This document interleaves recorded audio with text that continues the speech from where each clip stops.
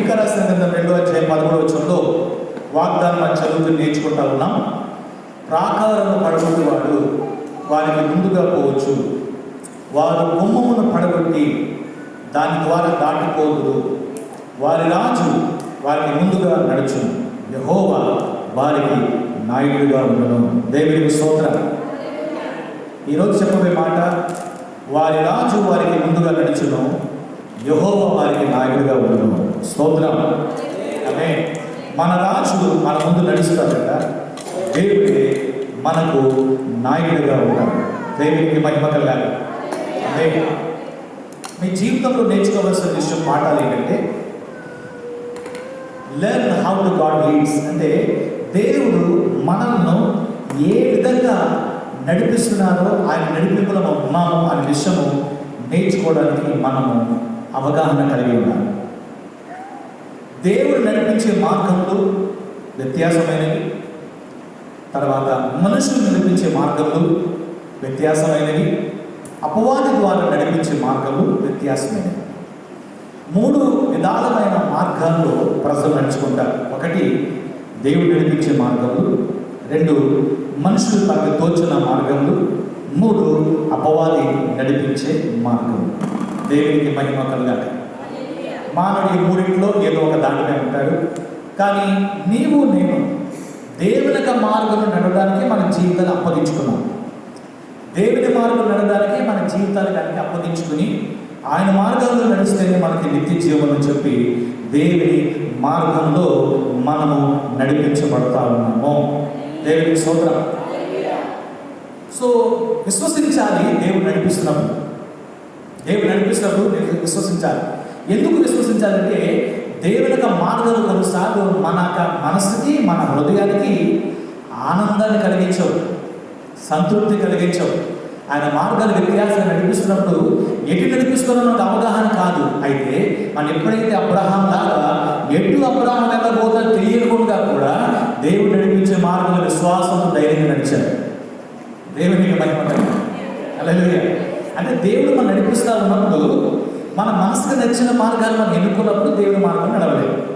ఉదాహరణకి నీ హృదయంలో ఏదైనా వాంఛ, ఏదైనా కోరిక, ఏదైనా ఆసక్తికరమైనది ఉండి దాన్ని గట్టిగా పట్టుకొని ప్రభు దగ్గర, ప్రభువా మరి ఈ విషయంలో మరి నీ చిత్తం నెరవేర్చని చెప్పి ఒక దాన్ని మనం గట్టిగా పట్టుకొని ప్రభు దగ్గర చిత్తం కొరకు మనం కనిపెట్టము వృధా అంటాం. చిత్తం కొరకు కనిపెట్టమంటే నా ఇష్టం కాదు ప్రభా, నీ ఇష్టం అని అర్థం. చిత్తం అంటే నా ఇష్టం అని అర్థం. మన ఇష్టమైన విషయాన్ని కొన్ని మనసులో పెట్టుకొని దేవుడు కూడా మనం బలవంతంగా ఈ ఇష్టాన్ని జరిగించి ప్రభు చెప్పి ప్రార్థన చేయడం అనేది అంతకంటే మూర్ఖత్వం మరొకటి లేదు. నోటితో ఏం చెప్తుంటే ప్రభువా నీ ఇష్టం కానీ నీ చిత్తమే జరగాలి, నీ ఇష్టమే జరగాలి చెబుతూ హృదయంలో మాత్రం గట్టిగా పట్టుకుంది ఏంటంటే మనకి ఇష్టమైనవి, మనకు నచ్చినవి మనం పట్టుకుని మనం దేవుని బలవంతం చేస్తున్నాం ఏంటంటే ప్రభువా నీ చిత్తం నెరవేర్చు. ఆ ప్రార్థనకి జీవితకాలం కూడా ప్రార్థనకి జవాబు మనకి అనుగ్రహించబడకపోవచ్చేమో. ఒకవేళ నేను పట్టుకున్నాను, గట్టిగా పట్టుకున్నది దేవుడి యొక్క ఇష్టంలో పట్టుకున్నాను అనుకో, అది నెరవేరిపోయినప్పుడు దేవుడు నా ఇష్టాన్ని నెరవేర్చాలని చెప్పుకో, ఒకవేళ నువ్వు సంతోషించేమో. కానీ అది దేవుని చిత్తంలో ఉన్నాయి కనుక నువ్వు పొందుకున్న విషయము నువ్వు కూడా దాన్ని కూడా గమనించాలి. దేవునికి స్తుతి కలుగాక.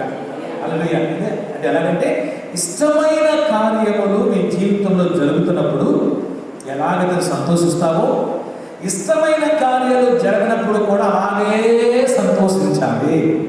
ఎందుకంటే ఇష్టం కాని కార్యాలు సంతోషించినప్పుడు దేవుడు నీకు మరి అంటే ఇష్టం కాని కార్యాలు ఎందుకు సంతోషించాలంటే దేవుడు ఇవ్వనందువల్ల. ఎందుకు దేవుడు ఇవ్వడంటే దేవుడు దానికంటే మంచిది ఇవ్వడానికి దానిని దేవుడు ఆపు చేస్తాడు. అందుకు దేవుడు సంతోషించాలి. ఎందుకంటే అంతకంటే పెద్దది, అంతకంటే ఎక్కువది దేవుడి కోసం సిద్ధం చేశాడు. దేవునికి మహిమ కలుగాలి. 3వ విషయం నేర్చుకోబోతున్నాం, trust when God is leading. అంటే దేవుడు నడిపించినప్పుడు దేవుడి పైన మనం ఆధారపడాలి. ప్రభువు నామానికి స్తుతి కలుగాక. హల్లెలూయా. సో ఈ యొక్క విషయంలోనే ఉదయ కాలంలో ప్రభు మనం నడిపించును గాక. ఆమె ప్రభు మనకి అద్భుతమైన నడిపింపు కోపరించిన గాక. రైట్. ఎప్పుడైతే మనం దేవుని చేత అందరూ నడిపించబడుతున్నామో భౌతికమైన విషయాలు పలు విధమైన అవసరాలు మనకు ఉంటాయి. కుటుంబ వ్యక్తిగతమైన విషయాలు ఉంటాయి, మనకి మనసులో కలిగిన కోరికలు, ఆశలు కూడా ఉంటాయి. ఇవన్నిటికీ దేవుడు మాత్రం వ్యతిరేకి కాదు. అది మీరు అర్థం చేసుకోవాలి. మన భౌతికమైన ఆశీర్వాదాలకి, మన కుటుంబానికి కావాల్సిన అవసరాలకి, మన జీవితంలో కాల అక్కర్లకి దేవుడు వ్యతిరేకి మాత్రం కాడు. సోదరు చెప్తాం, దేవుడు వ్యతిరేకి కాడు. దేవుడు వ్యతిరేకి కాడు. అవన్నింటిలో దేవునికి మన ఎడల చాలా గంభీరమైన ఇంట్రెస్ట్ ఉంది. ప్రభువు మహిమ కలగాక. అయితే మనము మాత్రం మరి వాటిని ఎలాగ నడుచుకోవాలి, ఎలాగ మనం బిలీవ్ చేయాలి, ఎలాగ ప్రభువు నమ్మాలి, దేవుడు మనం నడిపించే మార్గాన్ని ఎలాగ నమ్మచ్చు అనే విషయాన్ని ఈ ఉదయకాలంలో ప్రభు మన ముందుండి నడిపించేవాడు కనుక ఉదయకాలంలో ప్రభు మనకి సహాయం చేయను గాక. 32వ కీర్తన 8వ వచనం మనకు వద్దాం. కీర్తన 32 8వ వచనం చాలా మరి ఆశీర్వాదమైన మాట ఇది. కీర్తన 32:8. Psalms 32:8. నీకు ఉపదేశము చేసేదను, నీవు నడవవలసిన మార్గంలో నీకు బోధించదను, నీ మీద దృష్టి ఉంచి నీకు ఆలోచన చెప్పేదను. ప్రభు స్తోత్రం చెప్తాం. దేవుడు మనకి ఎంత సమీపముగా అన్ని విషయాలు నేర్పిస్తాను అన్నాడంటే, నీకు ఉపదేశం చేస్తాను, నీవు నడవలసిన మార్గాన్ని బోధిస్తాను, నీ మీద దృష్టి ఉంచి కన్ను ఉంచి నీకు నేను ఆలోచన చెప్తాను. దేవునికి మహిమ. సో ప్రభువు మీద ఆధారపడిన ప్రతి ఒక్కరికి దేవుని యొక్క ఉపదేశము అవసరము. దేవుడు మాట్లాడే మాటల మీద ఎక్కువగా దృష్టి పెట్టాలి. నేను ముందే చెప్పాను, దేవుని చేత నడిపించబడేవారు, మనుషుల చేత నడిపించబడేవారు, అపవాది చేత నడిపించబడేవారు. ఈ 3 నడిపింపులో కూడా మనుషుని యొక్క మరి ఉద్దేశం ఏంటంటే, తన జీవితంలో ఏదో ఒకటి సఫలం అవ్వాలి అనేది వాంఛ, ఉద్దేశం అదే. అంటే దేవునిపై ఆనుకోవాలని తన వాంఛేది సఫలం అవ్వాలి. మనుషు తను తాను చేసుకునేది కూడా ఏంటి? సఫలం అవ్వాలి. సాతానిక ప్రేరేపణతో నడిపించబడేది ఏంటి? అనుకుంటున్నాడు వాడు కూడా నా జీవితంలో సఫలం చేస్తాడు. ఇది రాత్రికాలం పండుకొని సంతోషంగా లేస్తున్నానంటే దేవుని ఆశీర్వాదంలో గొప్ప ఆశీర్వాదం కలిగి ఉన్నాం. అదండి, ఏవేవో మనం సంపాదించేసుకుని సాధించేశానంటే పోయిన వారంలో నేను పాస్టర్ అదే వాక్యం వింటాను. ఎవరి వాక్యం? జాయిస్ పేరు గారి వాక్యం వింటా ఉన్నాను. జాయిస్ పేరు గారి వాక్యం ఏమని వింటా ఉన్నామంటే, ఆవిడ ప్రపంచంలో 200 దేశాలు పరిచయం ఉంది. 256 రేడియో ప్రోగ్రాం ఉన్నాయి. ఇప్పుడు మనవరాలు 3 మంది, 14 మనవరాలు, వాళ్ళ కొడుకులు, కోడళ్ళు, పెద్ద ఫ్యామిలీ అయిపోయి ఉన్నతమైన స్థాయిలో ఘనమైన ప్రాంతంలో దేవుడు ఆవిడని హెచ్చించి నిలబెట్టారు.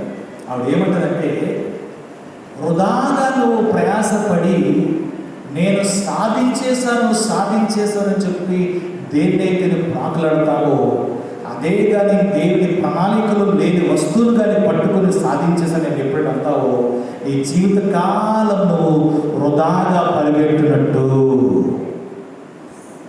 హల్లెలూయా. మానవుడు ఒక విషయాన్ని సాధించేశాను జయించేశాను పొందేసుకోనని చెప్పిన తర్వాత అది దేవుడి దృష్టిలో అది నీకు కానీ లేకపోతే, దేవుడి ఉద్దేశమే కాకపోతే, నువ్వు సొంత మార్గాలు కలిగి నువ్వు సొంత అభిప్రాయాలు, సొంత ఆశలు నువ్వు పట్టుకుని ఎప్పుడైతే నువ్వు ప్రయాణం చేసి నేను జయించేసని చెప్పుకుంటావో, అది దేవుడి యొక్క దృష్టిలో లేకపోతే ఆ వస్తువు నువ్వు వృధాగా పరిగెట్టావు, వ్యర్థంగా నీ కాలం అంతా వృధా చేసావు తప్ప అది నీ పరుగు కాదు అనే పరిస్థితిగా వస్తే దేవుని ముందు చాలా విచారకరం. చాలా మంది ప్రజలు నిస్పృహగా, అంటే అసంతృప్తిగా ఎందుకున్నారంటే, సాధించిన తర్వాత, నేను ఎవరికి మాట్లాడతానంటే విజయవంతుల వరకు మాట్లాడుతున్నాను, సాధించిన వరకు మాట్లాడుతున్నాను, పొందేసుకున్నాను, అనుభవించేశాను, నాకు అన్ని దొరికిపోయి నేను ఉన్నతమైన స్థితిలో ఉన్నాను అని కానీ చెప్పుకునే వరకు మాట్లాడుతున్నాను. నేను సాధించేశాను, నేను జయించేశాను, అనుకున్నది నెరవేరిపోయింది అన్న విషయంలో జాయిస్ గారు ఏమన్నారంటే, తన ఓటమి ఒప్పుకొని నేను కూడా పలు విషయాల్లో ఓడిపోయాను, వ్యర్థమైన వాటి ఒక పరిగెట్టాను, అది ఎప్పుడైతే వాటి వెనకాల మానుకోవాలనుకుంటున్నాను, దేవుడు నా పట్ల ఏమైతే కలిగాదో దాని వెనకాల పరిగెట్టడానికి నేను ఆ జీవితాన్ని సమర్పించుకోనని చెప్పి ఆ జాయిస్ దగ్గర చెప్తా ఉన్నాను. మరొక విషయం నన్ను ఆకర్షించిన విషయం ఏం చెప్పాలంటే, జీవితంలో మానవుడు ఆనందం కొరకే పరిగెడతా ఉన్నాడు. ఆవిడ చెప్పిన నా మాట కాదు, ఆనందం కొరకే పరిగెడతా ఉన్నాడు. నువ్వు ఆనందం ఆనందం ఆనందం ఆనందం అని చెప్పి జయించు కొరకు, జయిష్టం కొరకు, పొందుకోవటం కొరకు, ఆశిష్టం కొరకు, నీ కోరికల కొరకు, తప్పన కలిగే ఆనందం కొరకు పరిగెడతా ఉంటే నువ్వు జీవితకాలం అంతా ఆనందమే వెతుకుతా ఉంటే ఆనందంతోనే ఒకరోజు చచ్చిపోతావంట. అది కూడా ఓటమంట. ఆనందం ఆనందం ఆనందం ఆనందం ఆనందం ఆనందంలోనే ఉంటావంటే నీవు దేవుని దగ్గర ఆయన మార్గములు, ఆయన ఉపదేశాలు, ఆయన నడిపింపులు నీ జీవితంలో నువ్వు తెలుసుకోకుండానే నువ్వు చచ్చిపోతావంట. ఎందుకు చచ్చిపోతావంటే ఆ సాధించే వ్యక్తికి, ఆనందం కొరకే పొందుకునే వ్యక్తికి ఏమి ఇష్టం కాదంటే ఓటమి ఇష్టం కాదు. ఏమి ఇష్టం కాదండి ఆ వ్యక్తికి? ఓటమి అంటే ఈగో హట్ అయిపోతారు. అంటే ఓడిపోయినని ప్రజలు చెప్పుకోకూడదు, పడిపోయిన ప్రజలు చెప్పుకోకూడదు, జారిపోయిన ప్రజలు చెప్పుకోకూడదు అనే తలంపు ఎవరికైతే ఉంటుందో వారు ఎప్పుడు సాధించడం కొరకే పరిగెడతారు. ఆ పరుగు భయంకరమైన నిరాశను తీసుకెళ్ళి ఆ మనిషిని చివరికి ప్రాణాన్ని కొరకు తీసుకెళ్ళిపోతాడు. అప్పుడు ఆవిడ అంటుంది, నీ జీవిత యాత్ర ప్రభుతో నడుస్తున్నప్పుడు నువ్వు పన్ను సాగు పడతావు. ఏమి నీకు మహిమ కలుగా? నువ్వు పన్ను సాగు పడతావు, కింద పడతా ఉంటావు, లెగిస్తూ ఉంటావు, పడతా ఉంటావు, లెగిస్తూ. అయితే ఈ పడటం లేకపోవడం అనేది దేవుని దృష్టికి పొరపాటు కాదు.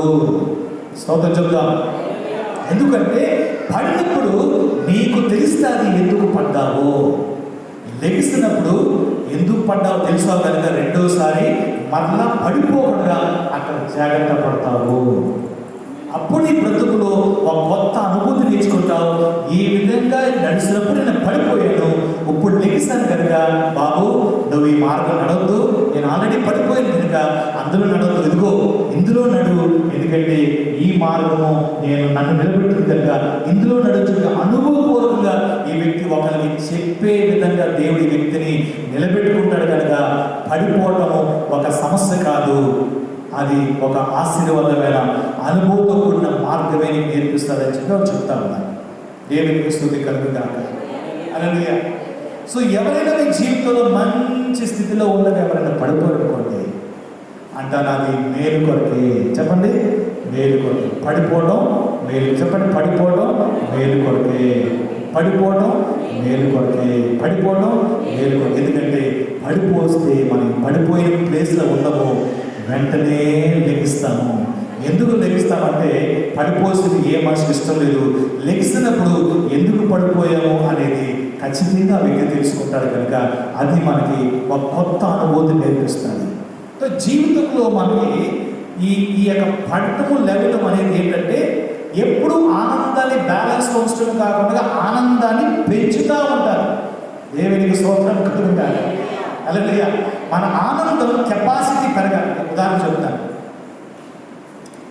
బైబిల్ చెప్తుంది ఏమంటుందంటే తేనె అధికంగా త్రాగిన నెల అది మనకి తర్వాత ఏముందంట కక్కి వేస్తామంట. తేనె అంటే ఏదైనా సరే ఓవర్గా వెళ్ళిపోతే అది మనకు అయిష్టంగా మారిపోతుంది. ఏదైనా సరే ఓవర్గా టూ మచ్, అది ఏదైనా సరే ఒక బ్రేక్ ఉంటే అది మనకి హ్యాపీనెస్. ఉదాహరణ చెప్తున్నాను.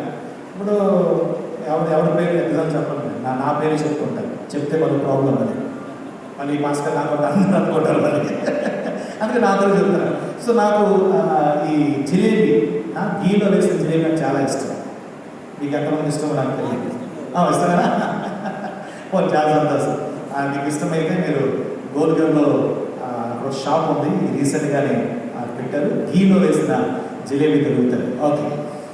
సో గీలో వేసిన జిలేబీ ఎప్పుడు ఇష్టమంటే ఒక నాన్ వెజ్, ఒక బిర్యానీ, ఒక కారము తిన్న తర్వాత ఆ మూమెంట్ నాలుక ఏం ఎక్స్పెక్ట్ చేస్తారంటే ఒక స్వీట్ తినాలి అనేది ఎక్స్పెక్ట్ చేస్తాను. ఎంతమందికి ఇష్టం అది? నాకైతే చాలా ఇష్టం. అంటే ఒక కారం దొరికిన తర్వాత నెక్స్ట్ ఏం దొరకాలి? ఒక స్వీట్ దొరకాలి. దేవుడికి స్తోత్రం కలగాలి. కారం దొరికిన తర్వాత బర్మం తెచ్చి మీ నోట్లో పెడితే ఎలా ఉంటుంది? ఆల్రెడీ కారంతో పాటు బర్మం తెచ్చి దాని తర్వాత ఇచ్చామనుకోండి, సుర్రుమని ఎక్కిపోతుంది మనకి. అంటే కారం అందరికి ఇష్టమే, మసాలా ఇష్టమే, కానీ ఆ బ్రేక్ ఇవ్వాలంటే మన నాలుకను ఏం చెప్తుందంటే ఒక స్వీట్ తినమని చెప్తుంది. స్వీట్ తినమని చెప్తే బిర్యానీ తర్వాత ఒక 2 కేజీ స్వీట్ తినేద్దామా? కాదు, ఒక బ్రేక్ కొరకు ఒక 1 పీసు 2 లేక 5 లేకపోతే 10 చిన్న కనుక ఒక 10 అది తీసుకుంటాం. అయితే ఆ బ్రేక్ మనం ఏం చేస్తామంటే తిన్న బిర్యానీ యొక్క ఎంజాయ్మెంట్ అక్కడితో అయిపోలేదు. ఆ బిర్యానీ కంటిన్యూస్ ఎందులో ఉందంటే ఆ యొక్క స్వీట్లో నుంచి కొనసాగించి ముగింపులోకి వస్తుంది. దేవునికి స్తోత్రం కలుగాలి. అప్పుడు ఆ రోజు యొక్క లంచ్ ఏమవుతుంది తెలుసండి? అమ్మయ్య, ఈరోజు చాలా మంచి బిర్యానీ దేవుని స్తోత్రం అయినా చెప్పగలిగే పరిస్థితి వస్తుంది. దేవునికి స్తోత్రం. ఒకవేళ మీకు ఇష్టమైన బిర్యానీ తిన్న తర్వాత ఆ రోజు మీకు స్వీట్ దొరకలేదు, ఓకే, గంట సేపు తర్వాత అంటాము చాలా మంచి బిర్యానీ తిన్నాను, కానీ ఒక చిన్న స్వీట్ ఉంటుంటే ఇంకా హాయిగా ఉండేది మనసు. అంటే ఈ ఒకే ఆహారం మీకు ఎలాగైతే పరిపూర్ణమైన ఆనందాన్ని ఇవ్వట్లేదో, అంటే ఒకే ఆహారం ఎలాగైతే పరిపూర్ణమైన ఆనందం ఇవ్వట్లేదో, దానికి ఒక స్వీట్ జోడి చేయగలం. ఒక బ్రేక్ అంటే కారాన్ని బదులుగొట్టి అక్కడ ఒక చిన్న స్వీట్ జోడి చేయగానే ఈ 2 కలవగానే బిర్యానీకి ఉన్న ఆనందం ఏమవుతుంది? స్వీట్ అనగానే డబల్ అవుతుంది. దేవునికి స్తోత్రం కలుగాక. అయితే ఆ రోజు మధ్యాహ్న కాలంలో నీకు ఇష్టమైన ఆహారము ఏమైతే తిన్నావో దాని విలువ ఇంకా పెరిగి నీ ఆత్మ, నీ ప్రాణము మరింతగా సంతోషం కలుగుతుంది. స్తుతి కలుగాక. సేమ్ వే ఒక వ్యక్తి దేవుల్లో కొనసాగుతున్నప్పుడు, ఆనందంలో కొనసాగుతున్నప్పుడు దేవుడే ఒక స్మాల్ బ్రేక్ మనకిస్తారు. హల్లెలూయా. ఆ బ్రేక్ ఏంటంటే ఇప్పుడు చెప్తాను బ్రేక్ ఏంటో. సో మీరు స్వీట్ బాగా ఇస్తాం, ఓకే, స్వీట్ కూడా మళ్ళీ వస్తాను. నాకు హ్యావలాక్లో కానీ, నేపాల్లో కానీ, లేకపోతే ఈ కదంతల ఏరియాలో ఉన్న రసగుల్లా చాలా ఇష్టం. ఎంతమంది ఇష్టం నాకు తెలియదు. ఈ పోర్ట్బ్లేలో ఈ రసగుల్లా కాదు, పోర్ట్బ్లే రసగుల్లా హ్యావలాక్ ఐలాండ్లో, నీల్ ఐలాండ్లో, తర్వాత ఇక్కడ కదంతల దాని బంగారు వాళ్ళు ఒరిజినల్ పాలు చేత వాళ్ళు చాలా చక్కటి మరి మేగడు కలిగిన దాంతో రసగుల్లా చేసినప్పుడు ఆ నీళ్ళు కూడా పైన పూర్తిగా ఒక నెయ్యి తేరు ఉంటుంది. ఆ జ్యూస్ కూడా చాలా బాగుంటుంది. ఈ డబ్బాల మీద ప్లాస్టిక్ ఉన్నట్టు ఉంటుంది. అదొక రసగుల్లా కాదు. ఈ బయట బంగాళంలో మీరు ఇంటికి వచ్చి 10 రూపాయలు కలుపుతారు. అది కూడా పాలు పొడితో చేస్తారు, ఎక్కువ రుచి ఉండదు. కానీ ఐలాండ్లో ఆవు పాలు, గేదె పాలు ఎక్కువ దొరుకుతూ ఉంటాయి. వాళ్ళు ఒరిజినల్ ఇంట్లో తయారు చేస్తారు. అది చాలా ఇష్టం, చాలా ఇష్టం. మనకి ఇష్టమని చెప్పి ఒక బ్రేక్ఫాస్ట్గా, లంచ్గా, డిన్నర్గా దాన్ని ముగించేస్తాను. మాకు ఇష్టమని చెప్పి అంటే ఒక పూట మార్నింగ్ బ్రేక్ఫాస్ట్ ఒక 50 రసగుల్లా, లంచ్ ఒక 100, డిన్నర్ ఒక 50. ఎన్నటికి కూడా మనము ఆ పని చేయాలి. అయితే ఏ రోజైతే నువ్వు స్వీట్ తింటావో, స్వీట్ తర్వాత ఈ నోటికి హాట్ అంటే ఒక చిన్న కారము తగిలితేనే ఆ రెండింటికి బ్యాలెన్సింగ్ బాగుంటుంది. దేవునికి స్తుతి కలుగులుగా. హల్లెలూయా. అంటే ఏమైనా ఒక టేస్ట్ని, ఒక ఆనందాన్ని డబుల్ చేయాలంటే ఆ ఉన్న వాతావరణాన్ని బ్రేక్ చేసి ఇంకొక రుచిని జోడి చేస్తే ముందున్న రుచి తర్వాత రుచి ఏమవుతుంది తెలుసండి? డబుల్ అవుతుంది. ఎంతమంది అర్థమైంది? ఎందుకు ఆహారం కూడా చెప్తుంటే ఈజీగా అర్థం చేసుకోవడానికి. సేమ్ వే ప్రభుత్వం నడుస్తూ ఉన్నప్పుడు మనం ఒకే దాటిగా అభివృద్ధి దీవెన ఉత్సాహం ఇదే దాంట్లో మనం పరిగెడతా ఉంటే మన జీవితంలో ఆనందం అది నష్టంగా మారిపోతుంది.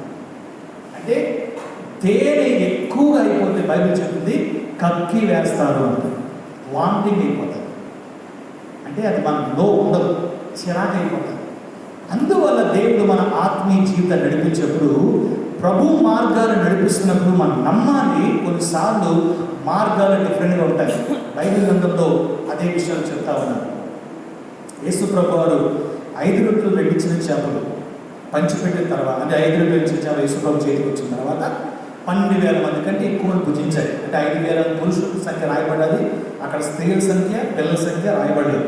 వాళ్ళందరూ భుజించిన తర్వాత 3 రోజులు, అంటే 3 days యేసు ప్రభు కొండ మీద ప్రసంగించారు. 3 రోజులు తిరిగి ఇశ్రాయేలు ప్రజలు తమ ఇంటికి వెళ్ళాలి. అప్పుడు యేసు ప్రభు అలసిపోయిన పరిస్థితిని గమనించి ఆంద్రియను పిలిచి, పేతుని పిలిచి, ఏమంటారంటే యోహాను పిలిచి, వీరు మోర్చిపోయేలాగా ఉన్నారు, తిరిగి ఇంటికి వెళ్తే వారి మార్గంలో సోలి పడిపోతారు. ఎందుకంటే 3 రోజులు ఆకలితో ఉన్నారు. కొంతమంది భోజనం తీసుకొచ్చారు, అది కొంతమంది అయిపోయింది, అది ఇప్పుడు ఆకలితో ఉన్నారు, తిరిగి వెళ్ళడానికి శక్తి లేదు కనుక వీళ్ళకి ఆహారం ఎక్కడైనా సిద్ధపరచాలి అని చెప్పి యేసు ప్రభు మాట్లాడుతూ ఉంటే, వెంటనే ఆంద్రియ అంటారు, ఎంతమందికి ఆహారం అంటే సాధ్యం కాదు ప్రభువా, మేము ఇప్పుడు మార్కెట్కి వెళ్ళి తీసుకురావాలన్నా సరే 12,000 మందికి ఆహారం అప్పుడు ఎవరు ఉండి ప్రిపేర్ చేసేంత మార్కెట్ లేదు, అంత దొరకదు అని ఆ విధంగా చింతపడతా ఉంటే, ప్రభువు ఒక ఆలోచన విధానం వీరికి ఎవరికి తెలియదు, దేవుడు ఏం చేయబోతున్నారు. కానీ శిష్యులు ఏమనుకున్నారంటే, అది బాబోయ్ ఇప్పుడేంటి ప్రభు ఇలాంటి పెద్ద టెస్ట్ పెట్టేశారేంటి, మేమందరం కలిసి పెద్ద పెద్ద బస్తాలు బ్రెడ్లు మోసులు తీసుకురావాలా, అది కూడా నడిస్తే చాలా దూరం నడవాలి, మళ్ళీ మేము కూడా ఆకలుతున్నాం, వీళ్ళు ఆకలుతున్నారు, ఇప్పుడు మాకు ఇంత పెద్ద సమస్య ఏంటి, ఎంత పెద్ద ఇబ్బంది ఏంటి, ఎలాగ మేము దీన్ని ఎదుర్కోవాలని చెప్పి ప్రభుతో అన్నారు. ప్రభు సాధ్యం కాదని, వీలవదు, ఇప్పుడు మార్కెట్కి వెళ్ళి తెచ్చినా సరే అక్కడ ఎవరెంత ఆహారం దొరకదు, అంత డబ్బులు కూడా మనకు లేవు అనే వేలో భౌతికంగా ఆలోచిస్తూ ఉన్నారు. అంటే దేవుడు ఒక అద్భుతం చేయడానికి ఆయన చెప్తారు, కానీ మనం ముందే ఊహించేసుకుంటాం కొన్నిసార్లు. అంటే మన సొంత జ్ఞానంతో ఊహించేసుకుంటాడు. కానీ దేవుడు మన కొరకు వేరే మార్గాన్ని, వేరే పద్ధతిని సిద్ధపరిచే విషయము మనకు కొంచెం కూడా అర్థం కాదు. అందువల్ల దేవుని ఉపదేశం మనం ఆలకించాలి, దేవుని బోధన మనం వినాలి. దేవుని ఆలోచన మనం విన్నప్పుడు మన జీవితంలో ఆశ్చర్యమైన కార్యాలు, అద్భుతమైన కార్యాలు జరుగుతాయి. దేవునికి స్తోత్రం, హల్లెలూయా. అప్పుడు ప్రభు ఏమంటే, వీళ్ళ దగ్గర ఎక్కడ ఆహారం ఉందో ఒకసారి చూడండి అంటే, ఎందుకు ఆహారం ఉంటుంది, 3 రోజులు ఇక్కడ పడున్నాం కదా, నాకు తెలుసు కదా ఎవరు ఆహారం అని అనుకున్నాను. లేదు ఒకసారి గమనించంటే, అప్పుడు చిన్న పిల్లలు లెగిస్తారు. చిన్న పిల్లలు లెగిసి అది ఏమంటారంటే, నా దగ్గర ఉందని చెప్తే ఆ పిల్లోడిని కూర్చోబెట్టేస్తాడు. ఎందుకు కూర్చోబెట్టాలంటే, బాబు నువ్వు బిస్కెట్ తినేవాడు, నువ్వు దారిలో వెళ్తే నీకు అవసరం ఉంటుంది, మీ అమ్మ నాన్న ఒకవేళ పడిపోయి నువ్వే ఆడుకుంటాలే, కొంచెం తినేసి వెళ్తా అని మనసులో అనుకుని ఆయన కూర్చోబెట్టేస్తాడు. అప్పుడు ప్రభు అంటారు, ఆ చిన్నవాడిని అభ్యంతరపరచొద్దు, నా యొద్దకు తీసుకురాని ప్రభు చెప్పినప్పుడు ఆ చిన్నపిల్లడు ఆ యొక్క మరి 5 రొట్టెలు 2 చిన్న చేపలు యేసు ప్రభు చేతికి అప్పగిస్తాను. దేవునికి స్తుతి కలుగాక. ఒక చిన్న పిల్లవాడు తినే ఆహారము యేసు ప్రభు చేతికి వెళ్ళింది. యేసు ప్రభు చేతికి వెళ్ళగానే యేసు ఆ ఆహారాన్ని ఆశీర్వదించినప్పుడు మీరు ఊహ కంటే మించిన కాలం ఎలా జరిగిందంటే, 12,000 మంది తినేస్తారంట. 12,000 మంది తినేస్తారంట. తర్వాత ఏరికరా బాబు అని చెప్తే, మిగిలిపోయిన మొక్కలు ఏరితే 12 గంపలు మిగిలిపోయాయంట. దేవునికి స్తోత్రం కలుగుతాక. హల్లెలూయా.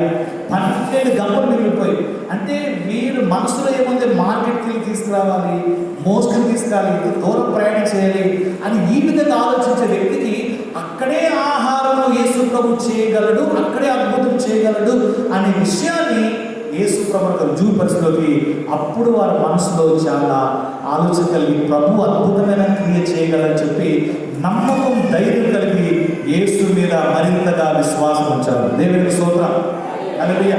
అయితే నేను చెప్పబోయే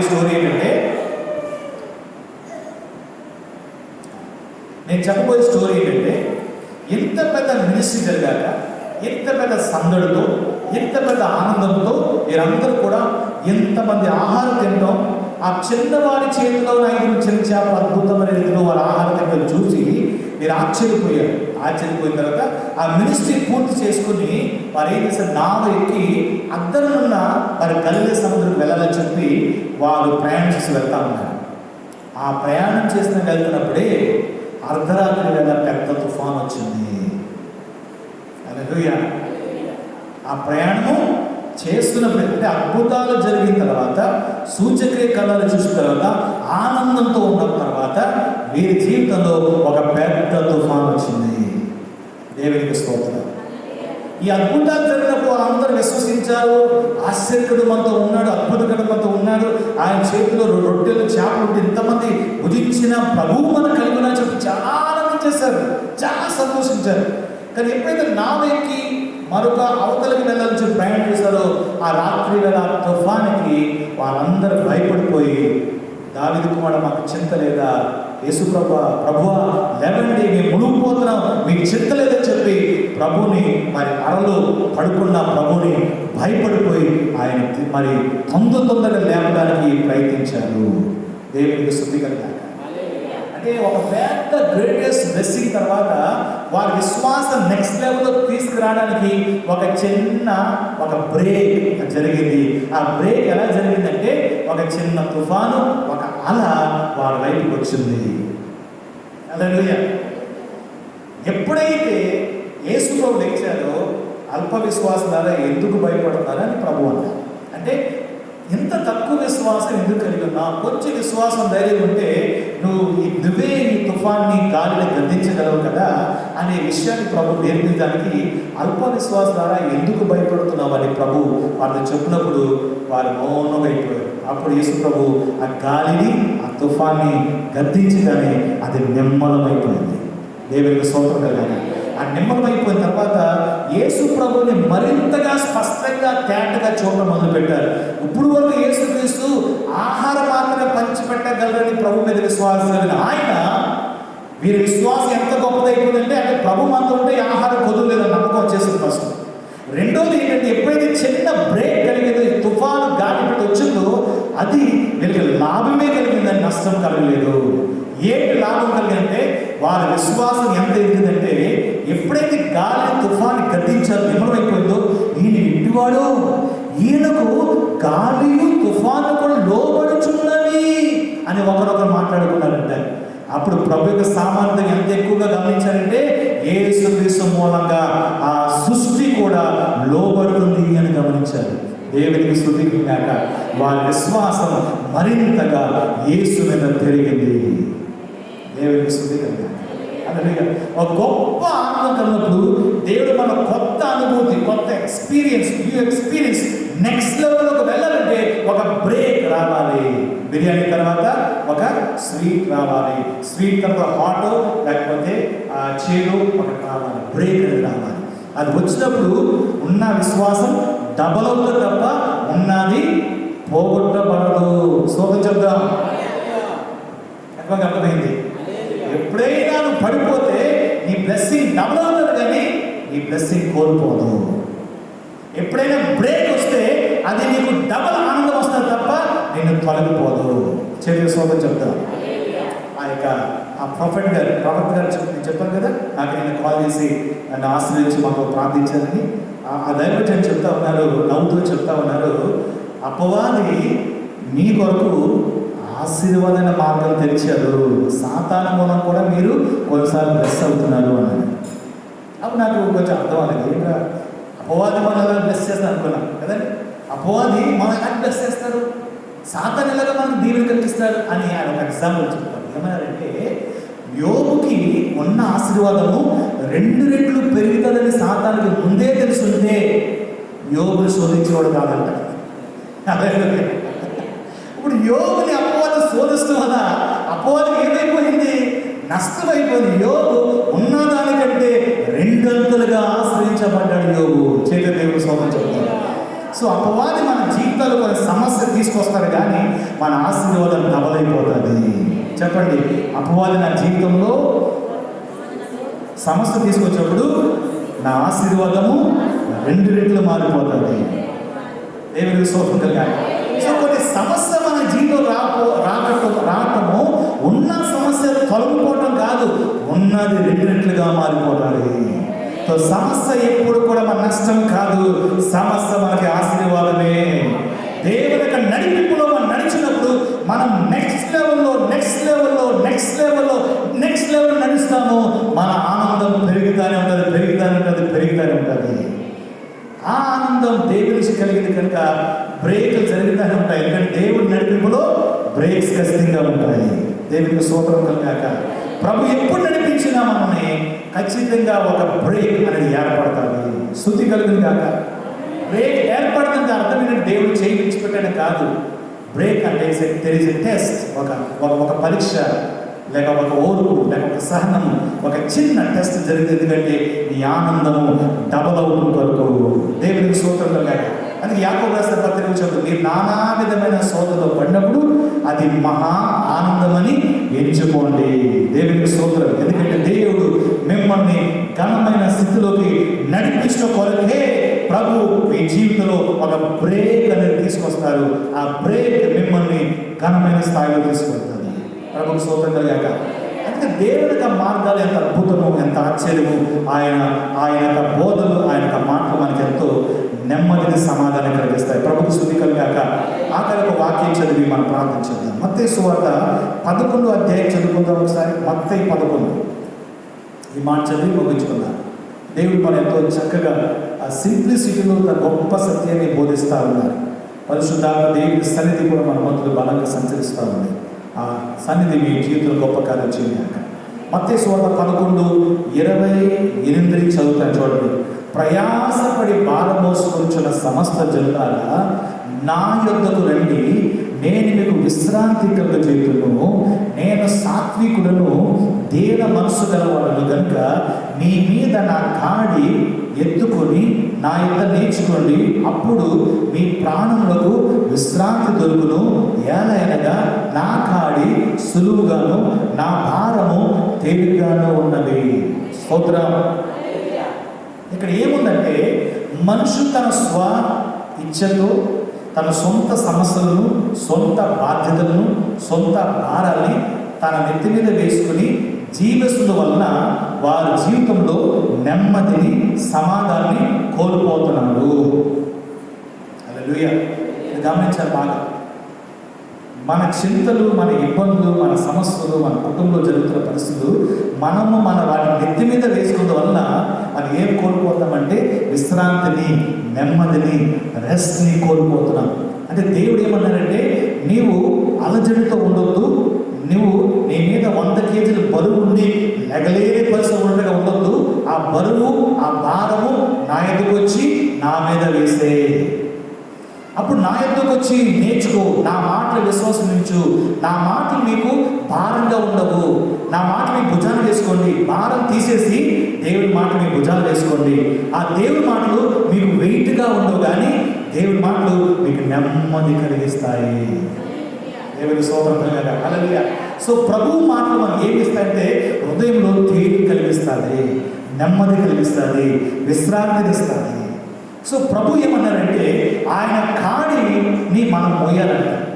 ఆయన కాడి అంటే దేవుని యొక్క మాట, దేవుడు చెప్పే మార్గము, దేవుడు నడిపించే మార్గంలో మనం నడవాలి. అంటే మెడ మీద కాడి పెట్టారంటే ఆ ఎత్తు ఏం చేయాలంటే ముందుకు నడుస్తూ ఉండాలి. ఇప్పుడు మన బరువును తీసేసి దేవుని కాడి మనం మోతుందనుకోండి, మనం దేవుని మార్గంలో నడుస్తూ ఉంటాము. దేవునికి స్తోత్రం కలుగాక. హల్లెలూయా. సో మనుషులు ఎక్కడ నెమ్మదిని, సమాధానం కోల్పోతుంటే సొంత బరువులు తను తానే మోయడానికి ప్రయత్నాలు చేస్తున్నారు కనుకనే ఆ బరువులు ఎక్కువైనందువలన వారు నెమ్మదిని, సమాధానాన్ని కోల్పోతూ ఉన్నారు. దేవుడు అంటున్నారు నా యొద్దకు వచ్చి నేర్చుకోండి, నా కాడి మీకు భారంగా ఉండదు, అవి తేలికగా ఉంటాయని ప్రభు చెప్తా ఉన్నారు. ప్రయాసపడి భారం మోసుకొంచున్న సమస్య జనులారా నా యొద్దకు రండి, నేను మీకు విశ్రాంతి కలిగజేస్తాను. దేవుని స్తోత్రం. అంటే ప్రభు మన జీవితాన్ని బలవంతమైన జీవితాన్ని దేవుడు ఇవ్వలేదు. అంటే ఒక ఆశీర్వాదం ఇచ్చినా సరే, నేను నమ్మేది ఏంటంటే నీ జీవితంలో ఏదైనా ఒక ప్రమోషన్ వస్తుందనుకోండి, వచ్చిందనుకోండి, ఒక విధమైన ఆనందమే తప్ప మరొక విధంగా చూస్తే ఆ ప్రమోషన్ ఒక పెద్ద పని ఇచ్చినట్టే. అంటే ముందున్న బాధ్యత కంటే ఎక్కువ బాధ్యత ఉంటుందని అర్థం. అవునా కదా? అవునా కదా? ఇప్పుడు ఉద్యోగరీత్యాగా ఒక వ్యక్తి క్లర్క్గా ఉన్నాడు అనుకోండి. క్లర్క్ మామూలుగా పనులు చేస్తూ ఉంటారు, తనకు కూడా పని చేస్తాడు, తనకు కూడా శాలరీ పెట్టి, తనకు పొజిషన్ పెట్టి తనకు సీట్ ఇస్తాడు. ఆ క్లర్క్కి ప్రమోషన్ రాగానే హెడ్ క్లర్క్ అవుతారు. హెడ్ క్లర్క్ ఇప్పుడు వరకు ఏమో తన పైన అధికారి ఏ పని అప్పగించాడో ఆ పని చేస్తే అయిపోయేది, అంతవరకు తను ఈజీగా ఇంటికి వెళ్ళిపోవచ్చు. ఎప్పుడైతే హెడ్ క్లర్క్ అవ్వాడో ఈయన కింద ఒక 6-10 మంది క్లర్క్లు ఉంటారు. ఆయన పని ఆయన చేస్తూ వీళ్ళందరూ పనులు చేస్తారా లేదని చెప్పిన బాధ్యత కూడా ఈయనే పోయాడు. అలాగే సో హెడ్ క్లర్క్ రాగానే అందరు చెప్పబడి సంతోషించి జీవితం పెరిగి ఆనందిస్తారు. కానీ వాస్తవానికి అయితే ఒక ప్రమోషన్, ఒక సంతోషం, ఒక ఆనందం ఇచ్చినప్పటికీ ఆ రెస్పాన్సిబుల్ బాధ్యత పెరుగుతుంది తప్ప బాధ్యత తొలగట్లేదు. దేవునికి స్తోత్రం. అందువల్ల నేను దేవుడి దగ్గర ఏం నేర్చుకున్నానంటే, ప్రభువా నన్ను ఆశీర్వదించు అనే ప్రార్థన కానీ చేస్తే నాకు తెలుసు నువ్వు ఇచ్చే ఆశీర్వాదాన్ని మొదలడానికి తగిన జ్ఞానము, తగిన శక్తి, తగిన బాధ్యత చేసే ఆ కృపను కూడా నాకు అనుగ్రహించు ప్రభువా. దేవునికి స్తోత్రం కలిగాక. ఊరికే ఇంకో దాన్ని చెప్తున్నాను. మీరు సపోజ్ మీరు 1 బెడ్రూమ్ హాల్, 1 బెడ్రూమ్ కిచెన్ అంటారు కదా, ఒక బెడ్రూమ్ ఒక హాల్ కిచెన్ అంటే 1 BHK అంటారు. ఓకే, ఇప్పుడు 2 BHK అంటే 2 బెడ్రూమ్లు ఒక హాల్ ఒక కిచెన్. 3 BHK అంటే 3 బెడ్రూమ్లు ఒక హాల్ కిచెన్. సో 1 BHK అంటే ఒక బెడ్రూమ్ ఒక హాల్ ఒక కిచెన్ వ్యక్తి, ప్రభువా నాకు పెరుగు ప్రభువా, ఇప్పుడు నాకు రూమ్ సరిపోవట్లేదు, నాకు ఎలాగైనా సరే ప్రభువా మరి 3 బెడ్రూమ్ ఒక హాల్ కిచెన్ కావాలని చెప్పి అడుగుతా ఉన్నారు అనుకోండి. ప్రభు నీ ప్రార్థనలకి చేసి నీకు 3 BHK ఇల్లును ప్రభు నీకు ఇచ్చేశారు. అప్పుడు 1 BHK చక్కెలో నువ్వు 3 BHK వెళ్ళావు, చాలా సంతోషం. 3 BHK వెళ్ళావు.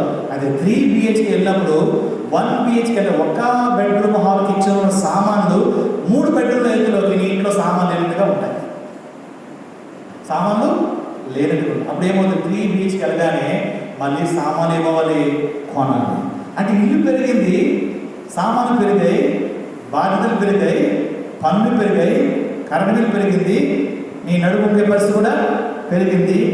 ముందు ఒక రూమ్ ఊస్తే చాలు, ఇప్పుడు ఏమవ్వాలి, ఇప్పుడు 3 బెడ్రూమ్లు ఓడవాలి. ఇప్పుడు అవునా కదా చెప్పండి. ఒక ఆశీర్వాదం, ఒక ప్రమోషన్, ఒక అభివృద్ధి అనేది మన జీవితంలో ఒక కొత్త మలుపు, కొత్త అడుగు ఇచ్చి మనకు ఆనందం పరిచినప్పటికీ ఆ తీసుకున్న తర్వాత బాధ్యత కూడా పెరుగుతుంది. దేవుని స్తోత్రం కలగాలి. అందువల్ల దేవుని మార్గంలో నడుస్తున్నప్పుడంట ప్రభు ద్వారా మనం ఒక బ్రేక్ ఎప్పుడైతే మన జీవితంలోకి వస్తుందో అది మంచిది. ఎందుకంటే నెక్స్ట్ వెళ్ళబోయే పరిస్థితిని సహించడానికి, ఎదుర్కోవడానికి, దాన్ని నడిపించడానికి ఈ బ్రేక్ అనేది మీకు అనుభవంలో నడిపిస్తుంది. దేవునికి స్తోత్రం కలగాలి. ఏ మనుషులైనా సరే ఒక ఆశీర్వాదం, ఒక అభివృద్ధి, ఒక ఉన్న స్థితి అన్నామంటే ఒక బాధ్యత పెరిగే పరిస్థితి తప్ప మరొకటి కానీ కాదు. దేవునికి స్తుతి కలిగాక.